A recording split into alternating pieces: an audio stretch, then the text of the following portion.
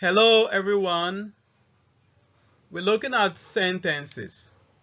Sentences are a group of words that express a complete thought or feeling. A group of words that express a complete thought or feeling. And then we have simple, compound, and complex sentences. There are three types of sentences when it comes to the structure of sentences.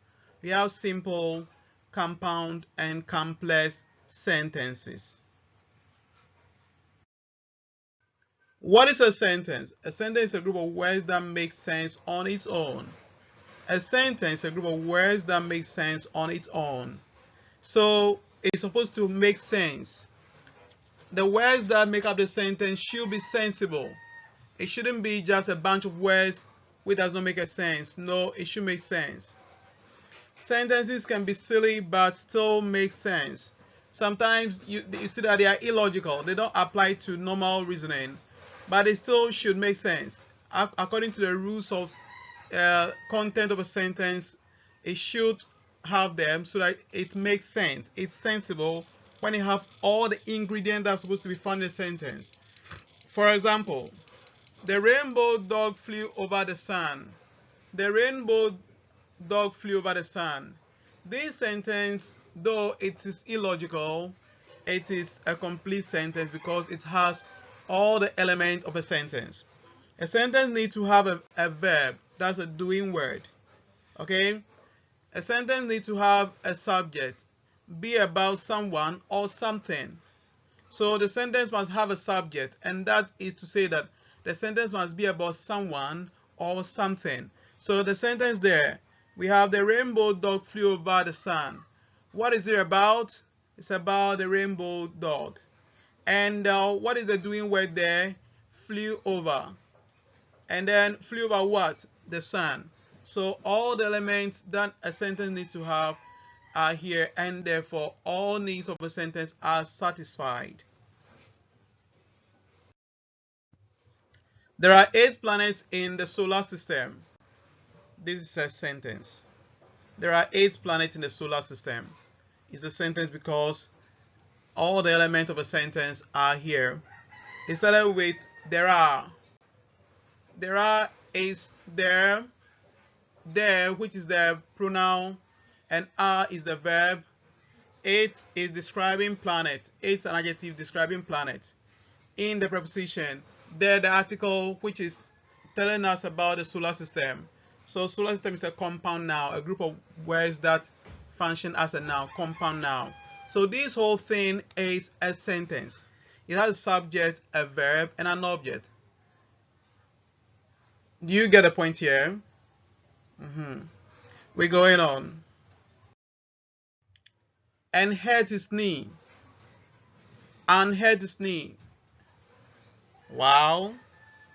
This is not a sentence. It's just a part of a sentence. You see that this is a fragment. We call this fragment. Fragment is an incomplete sentence which is punctuated to look like a sentence. So, and hurt his knee is not a sentence on its own. So this is not a sentence, basically. The horse galloped around the racetrack. This is a sentence because all the needs of a sentence are satisfied here. The horse, subject, galloped around, the verb. The racetrack is the object.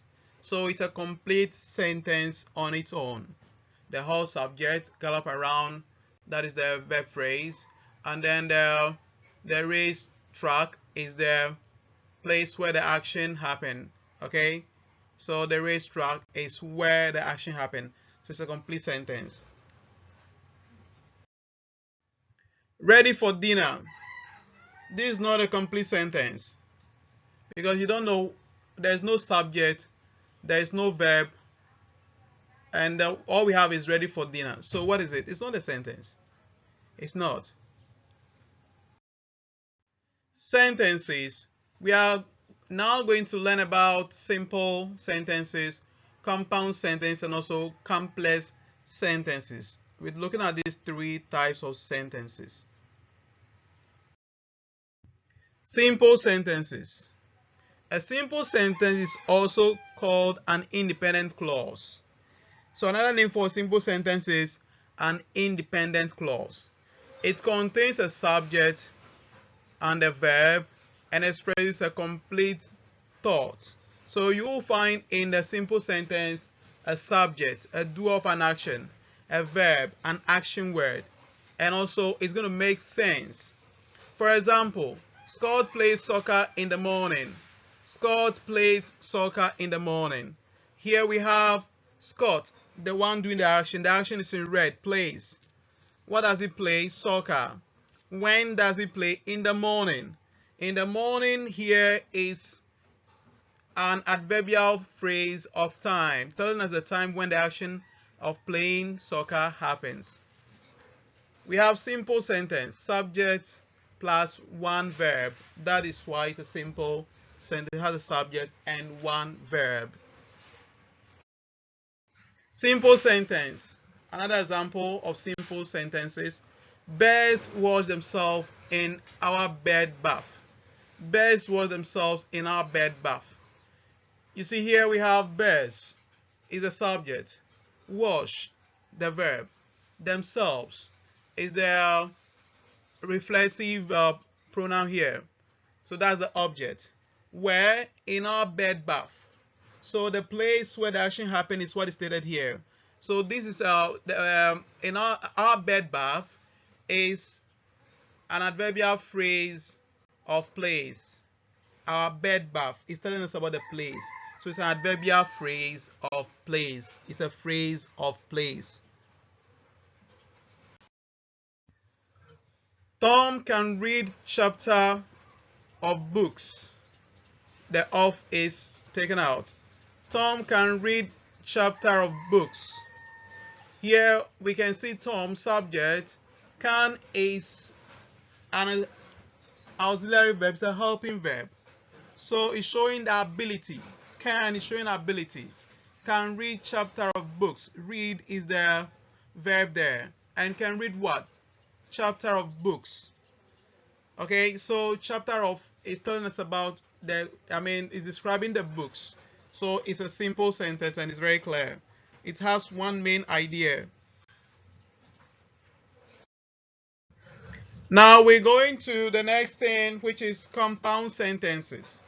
A compound sentence contains two independent clauses joined by a coordinating conjunction. So what you basically doing is that we have a compound sentence which is two simple sentences joined by a coordinating conjunction. The two simple sentences here is what's referred to as independent clauses. So a compound sentence contains two independent clauses joined by a coordinating conjunction. For example, Scott was playing soccer, so Mary went to the beach. Scott was playing soccer, so Mary went to the beach. Now, there's a sentence here. Scott was playing soccer. It's a simple sentence. Mary went to the beach is another simple sentence. They have their own subject in blue. Their verb was playing in red and also went also in red. Soccer, the object there, to the beach, also showing the place where Mary went. Okay, so basically it has been diagrammatized below. Compound sentence, main clause plus conjunction plus another main clause. That is what forms a compound sentence. Coordinating conjunctions, there is an acronym for coordinating conjunctions, which is FANBOYS. There are a number of them, and then they all together form this acronym called FANBOYS. Coordinating conjunctions connect clauses and phrases. So we have F standing for standing for and. So we have N standing for no, B standing for but, O standing for or, Y standing for yet, and then S standing for so. So all together they form FANBOYS. So we have for and no, but, or, yet, so. Okay. So we're looking at a sentence before us, and let's see which of the conjunctions, coordinating conjunctions, of course, will fit in here. Jake drove the car, dash Mary read the map. We can see that here it is and. So Jake drove the car and Mary read the map. So this is a complete sentence because of and joining the two simple sentences together into a compound sentence. Jane is coming over. Dash, we can go for a swim. Jane is coming over. Dash, we can go for a swim. And the conjunction so is what is useful here.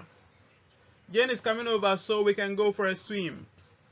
The word is Jane is coming over so we can go for a swim. So is the word here. That's appropriate coordinating conjunction to put in here. And one thing I have to emphasize is that almost all coordinating conjunctions have comma preceding them, comma coming before them. Is and also or, which don't often use them. Anytime these coordinating conjunctions are in the middle of sentences, a comma comes before them. So you can see comma come before so. In the previous case too, you will see a comma come before the conjunction. And I think it's going to go on that way. I would like to go to the football game. I don't have a ticket. I would like to go to the football game. Dash, I don't have a ticket. I would like to go to the football game, but I don't have a ticket. So the word but is preceded by a comma, and it's a coordinating conjunction joining the two simple sentences into one compound sentence.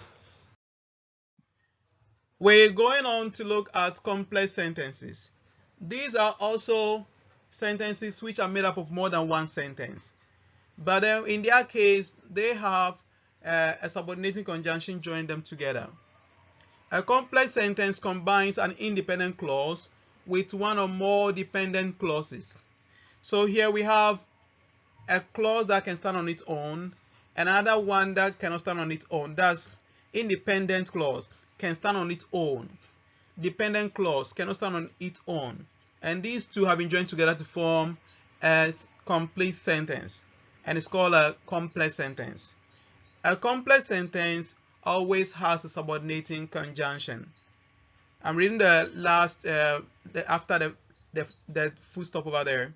So a complex sentence always have a subordinating conjunction. That is how it's supposed to be. A complex sentence always have a subordinating conjunction. And we're going to look at more of that as we progress. For example, Scott wore his football boots because he was playing soccer. Scott wore his football boots because he was playing soccer. This is a complex sentence. Why is it complex? You can see that the subordinate part starting from because. One thing you should know is that in a complex sentence, the conjunction is attached to the dependent clause. It tells us more about the dependent clause. Why did Scott wear his football boots? The reason is he was playing soccer. So because is what tells us more about why Scott was wearing his football boots. Okay, so always we add the subordinating conjunction to the dependent part of the sentence. I'll take the sentence again. Scott wore his football boots because he was playing soccer. Complex sentences. We have main clause plus conjunction, which is subordinating conjunction, plus dependent clause. That altogether is what is a complex sentence. Subordinating conjunctions. A subordinating conjunction joins an independent clause to a dependent clause. So you find subordinating conjunctions usually in a complex sentence, and they do what? They join an independent clause to a dependent clause. Subordinating conjunction can be at the beginning, middle, or end of a sentence. There are times where it can position at the beginning, at the middle, or at the end of the sentence. I think all this will be explained in the further slides we have. Subordinating conjunctions. There are a whole lot of them here after all the as, in order that at least, even though, whereas, how, if, in as much as, when, whenever, soon, as though, until, unless, as if, as long as much as, because, so that, now that, wherever, while, before, since, though, that, they are all subordinating conjunctions. Complex sentences. We're going on with complex sentences. When he finished reading his book, he returned it to the library. So you can see that the subordinating conjunction is preceding the whole thing. It's starting the sentence. When he finished reading his book, he returned it to the library. The conjunction is starting. And what you should note here is that when the sentence starts with the subordinating conjunction, you must bring a comma between the subordinate clause sentence, which is the one that have the subordinating conjunction attached. In the case here, when, you must separate it from the main clause with a comma. That is why after book there's a comma, because from when to book, that part is a subordinating conjunction, and from he returned it to the library is the main clause. Okay? Complex sentences. We're going on. I'll make the beds while you cook breakfast. I'll make the beds while you cook breakfast.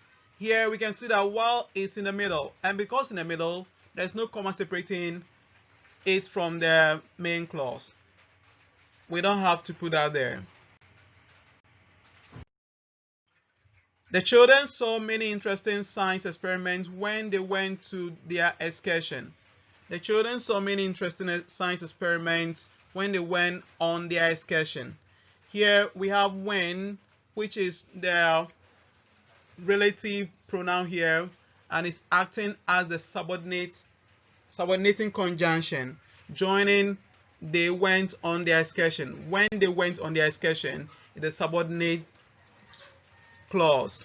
Okay, the subordinate clause, joined by the subordinating conjunction when.